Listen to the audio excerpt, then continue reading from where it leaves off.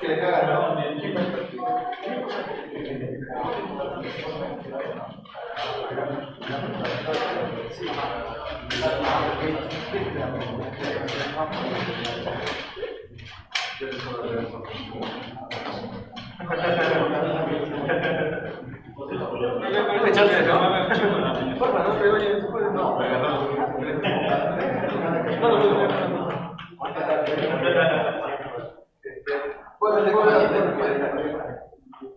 Un cartón.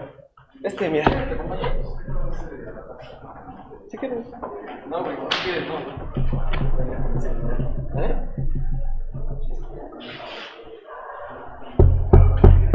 Vamos.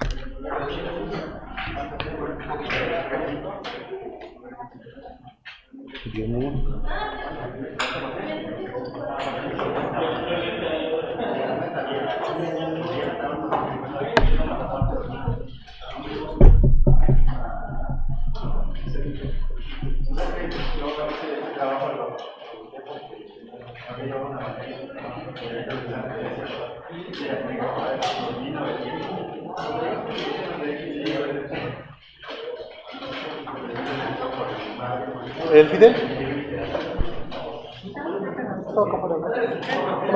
¿Sí? ¿A qué se habla? A ver. Puto. Bueno, compañeros, ya se va a iniciar con el seminario. Y bueno, la introducción, como más o menos se ha intentado plantear, pues ya se las hemos mostrado más o menos. Que empezamos a darles un poco sobre los conocimientos históricos de las lecturas que estamos viendo. Pero para ello, antes de ello, me gustaría hablar de los métodos de estudio. Existe un método de estudio que se llama el freiriano, es decir, el método de Paulo Freire. Este método consiste en que no solamente el ponente o el profesor va a ser el único que sabe todo sobre el texto. Nosotros también podemos ir aportando. ¿Por qué menciono a Freire en un seminario? Es por el acto del proceso del seminario, cómo se lleva a cabo un seminario. En la lectura, la importancia de leer y el proceso de liberación de Paulo Freire nos platica que el método freiriano es no solamente venir, sentarse y haber leído, bueno, eso si acaso se leyó en algunos momentos, pero si no se leyó, no solamente sentarse, y si se leyó, no solamente sentarse y haberlo leído y escuchar al ponente, sino es hacer un estudio verdadero a las lecturas que se empiecen a dar. Por ejemplo, qué significa tal concepto, de dónde proviene, una crítica, o incluso hasta realizar un dibujo para poder comprender todo este proceso de la historia, todo este proceso de los estudios. Por ejemplo, yo tengo un dibujo acá, pero tal vez aunque esté mal hecho, es porque yo le estoy aprendiendo así, y cuando veo el dibujo ya no tengo que leer todo el texto, sino que recuerdo lo que he estado estudiando. Y bueno, Llegando un poco al método de estudio y lo que posteriormente es una recomendación personal cuando se estén en los seminarios, es revisar los conceptos. Para ello vamos a darnos cuenta, un ejemplo, que es en la tesis número 2. ¿Qué sostiene la tesis número 2? ¿O qué concepto, qué palabra no entendemos? Un ejemplo es la palabra escolástico. Y esta palabra proviene de la doctrina grecolatina, la cual sostiene mediante, ¿cómo se llama? Mediante una corriente teológica o filosófica, explicar la razón de la fe. Entonces, cuando nosotros vamos a leer la palabra escolástico, ya entendemos que es una doctrina grecolatina que viene de la fe. Después es Gemut, que Gemut puede tener diferentes significados, como lo que es el alma, corazón o la mente. Pero si nosotros lo vemos desde algo abstracto, no se refiere al corazón,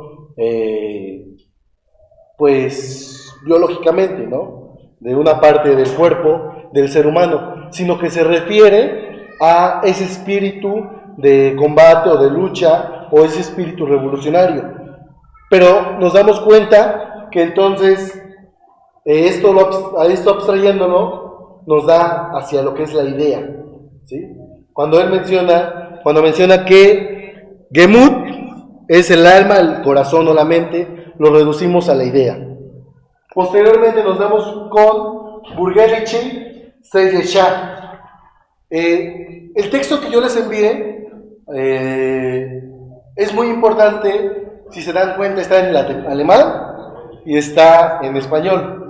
Porque es importante a veces conocer las raíces o leer al autor tal cual es de su idioma. Porque el alemán tiene un sentido muy en común, que hay palabras que no vamos a poder traducirlas y las tenemos que traducir tal cual es. Un ejemplo de esto es cuando nosotros leemos Masa y Poder de Elias Canetti. Si es una versión editorial barata, nos damos cuenta que ellos lo intentan traducir, pero no le entendemos a la lectura. Pero si nos damos cuenta que cuando compramos algo caro y nosotros decimos por qué no viene el significado, o por qué viene tal cual en alemán, y tal vez ahí viene la nota del traductor, entonces nosotros nos vamos a dar cuenta que esa palabra no se puede traducir. Y esto lo digo que es muy importante porque la tesis número 9 y la tesis número 10 nos damos cuenta que en alemán dice Burgerliche Gesellschaft. ¿Qué significa? Burgerliche se puede sostener como burguesa, y Gesellschaft es sociedad. Y esto es muy importante porque a la hora de estar leyendo los textos de Marx, nos damos cuenta que Marx nunca habla de sociedad civil.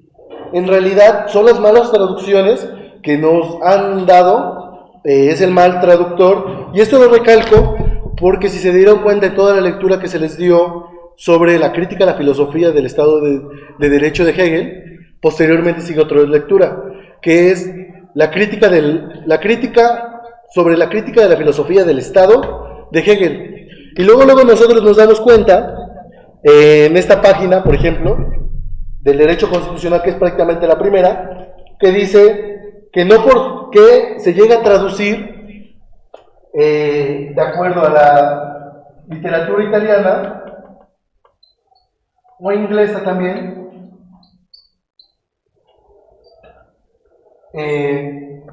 Burgerliche Gesellschaft como sociedad civil.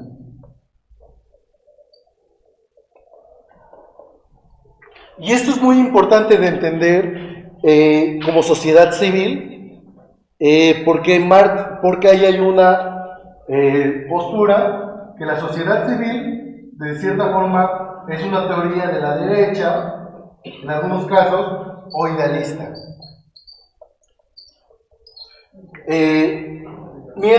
Y de acuerdo a Kant, acá ya empieza a ser la ruptura y ya empieza a especificar qué sociedad civil ¿qué es sociedad burguesa?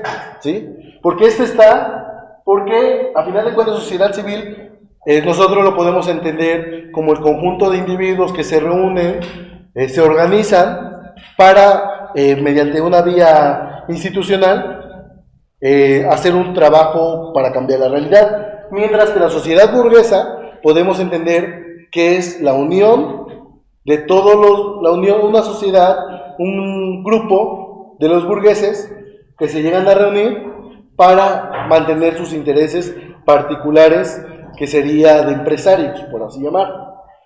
Entonces, es muy importante empezar a entender que cuando nosotros hacemos una lectura en un seminario, tenemos que ir por conceptos. Los conceptos que no le entendemos, más allá de ampliar nuestro vocabulario, es para poder entender lo que esta persona dice.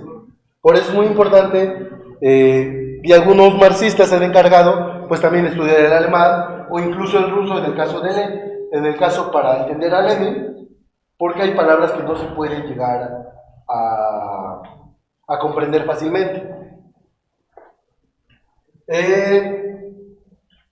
Ahora vamos a hablar, de acuerdo, por ejemplo, hay un autor ruso que explica qué es el materialismo dialéctico. Se llama Yahoo.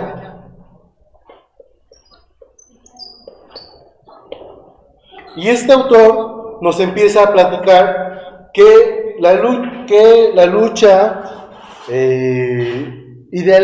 materialista idealista no solamente es con Hegel, sino que la lucha idealista materialista se llega a dar desde Grecia, en el que de los más grandes autores idealistas, vamos a ponerle ahí de idealista, es Platón.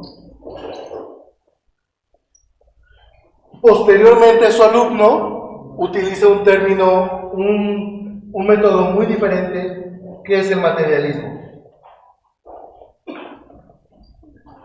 En esta lectura podemos encontrar que la diferencia entre el idealismo y el materialismo es que los idealistas sostienen que primero fue la idea y después se construyó la materia.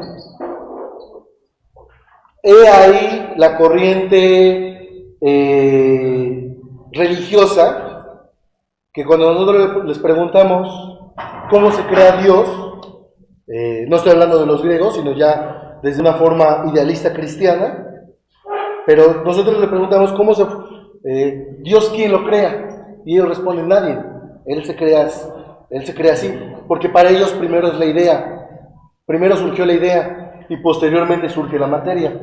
Mientras que el materialismo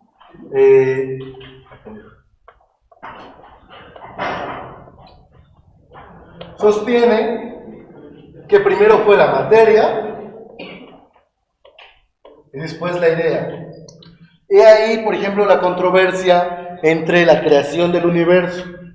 Si el que creó el universo fue Dios o fue el Big Bang, mediante una explosión, lo que generó reacciones químicas, físicas, pero que la materia ya existía. ¿Sí? Y esto es muy importante porque posteriormente vamos a darnos cuenta que Marx menciona las cuestiones no solamente objetivas, que sería la materia, sino también las idealistas, que es lo que mueve a que haya esta lucha. ¿Ahora?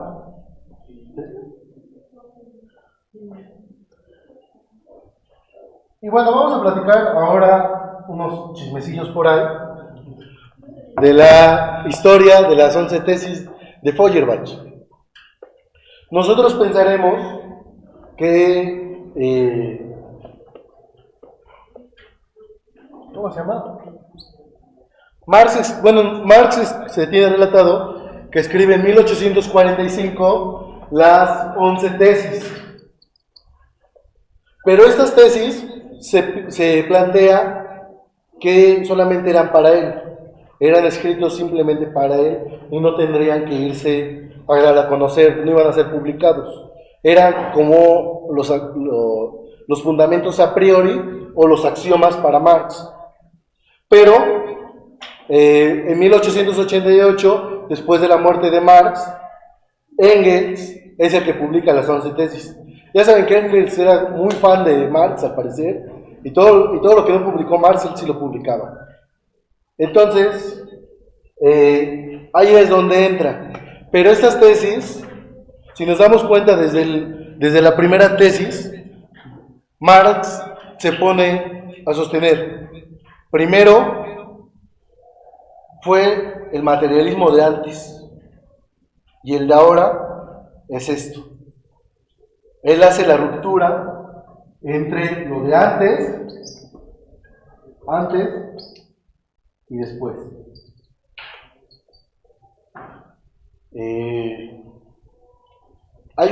Se me olvida el nombre de este autor, pero para él, hay un autor que menciona, después lo que se planteó de la ciencia política no existe. Lo que es la ciencia política es lo que yo voy a decir. Prácticamente Marx lo decía, y aunque sonaba muy soberbio, podemos darnos cuenta que él no lo publica, pero él se lo queda. Él empieza a pensar y empieza a darle fundamentos a sus pensamientos. ¿Vale? Entonces la tesis las publica en 1888, pero en 1845 él las escribe. Entonces, Marx hay muchas cosas que no publicaba, como por ejemplo el texto del Estado. Y bueno, para iniciar con la primera tesis, el materialismo de antes es muy diferente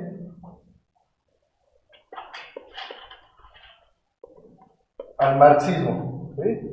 Que así le queremos llamar, aunque Marx nunca dijo cómo era su método, si era marxismo, materialismo histórico, materialismo dialéctico, nosotros lo podemos entender como marxismo para no llegarnos a este debate conceptual. Entonces, su materialismo es distinto al materialismo de antes, porque el de antes era objetivo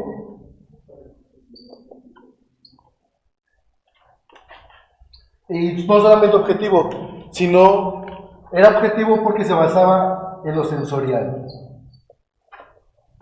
¿Qué entienden por sensorial? Lo que se siente, todo aquello, efecto que da resultado hacia los sentidos. Es lo sensorial. Pero él dice que no. Y a veces la filosofía incluso se puede llegar a utilizar como un modo matemático, porque él menciona en la primera tesis que el objetivo, es decir, esto lo va a sumar más lo subjetivo, porque aunque lo subjetivo ha sido utilizado por los idealistas, también debe ser utilizado, también debe ser sumado con el objetivo. Es decir, porque los idealistas empiezan a mencionar de la idea y de cómo debe de ser y todo, mientras que los materialistas sostienen lo que es. Pero, posteriormente, esto ya dará origen a la praxis. No lo dice tal cual todavía. Y la praxis también es la suma de la práctica crítica más el sentido revolucionario. Es decir, la práctica crítica es lo objetivo y lo revolucionario es lo subjetivo.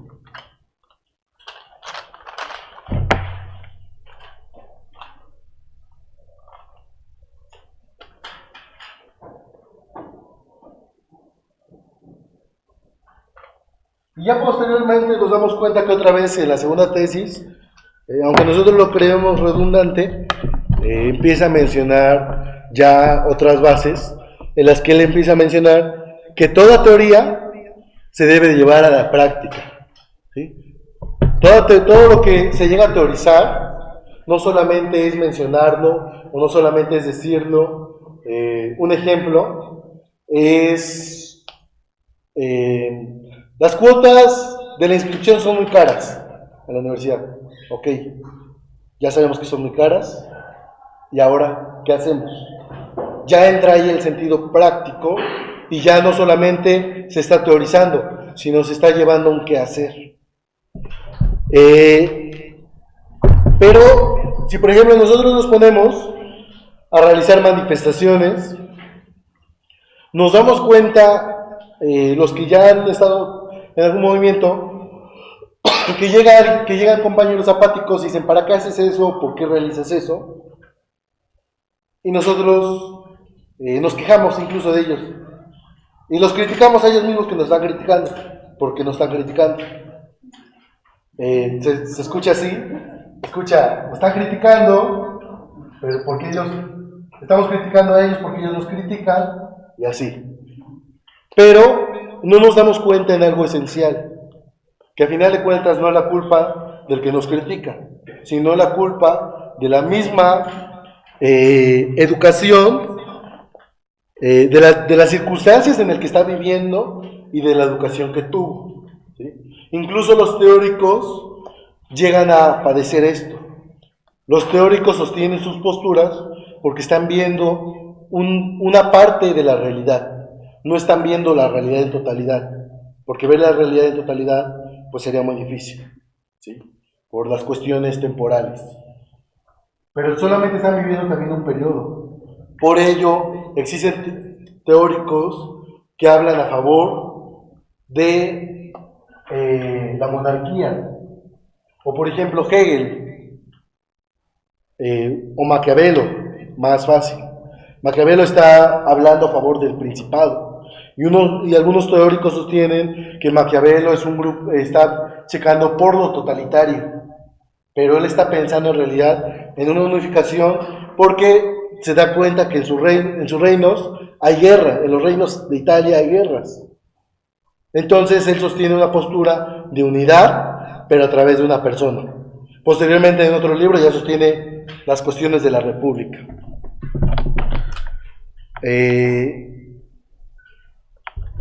En la cuarta tesis,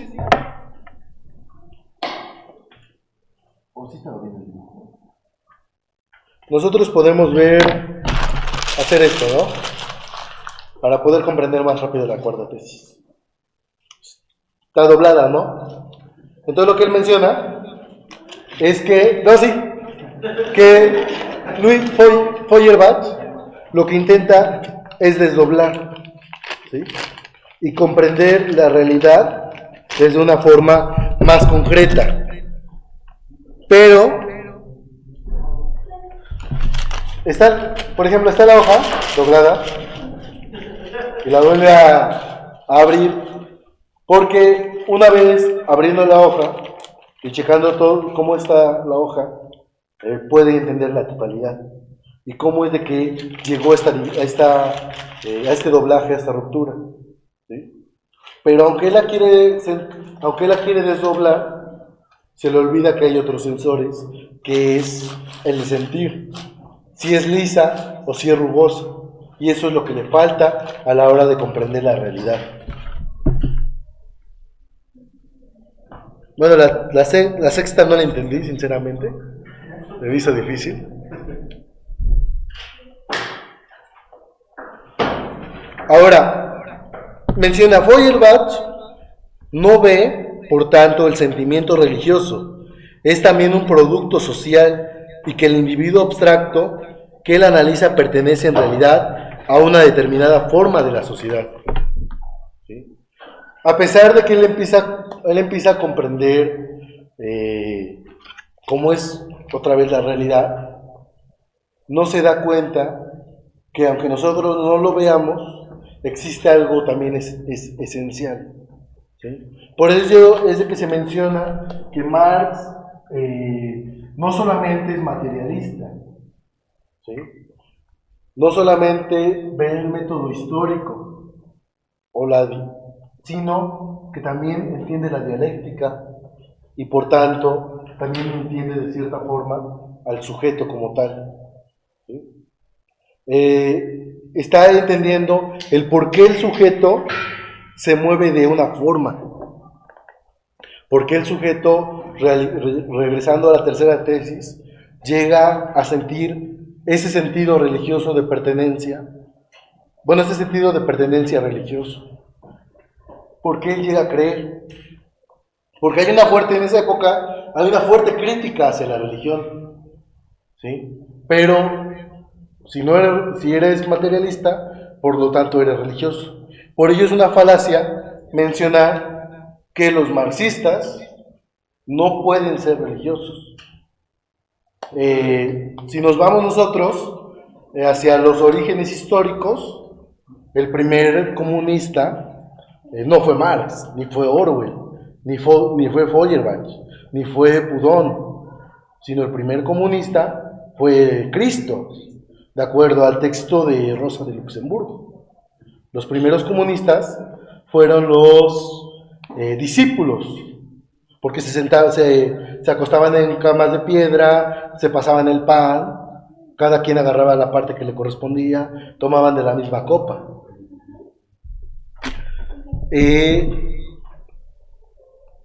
Y a final de cuentas, nuestra vida social es práctica y todos los misterios, todo lo que no conocemos, incluso antes de la filosofía, nos reduce a un misticismo. Y entonces existen teorías, pues, misticistas, ¿sí? Y no solamente, ya desdoblamos, ya sentimos en la novena tesis la realidad, pero no solamente es contemplar, no solamente es ver, oh, está bonita la hoja, ¿no?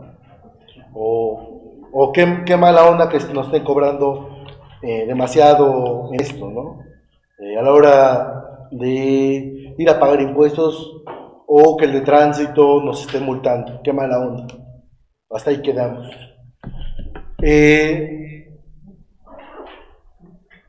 El punto de vista material. Pero lo que hay que hacer ahora, ya comprendemos, ya eso nos reduce a la décima tesis, ya comprendemos ahora que está esto, así, ya no solamente lo estamos contemplando, porque también lo estamos tocando, ya estamos utilizando otro sentido, pero ahora se lo comparto al compañero Ángel, por ejemplo. Mira cómo está la hoja.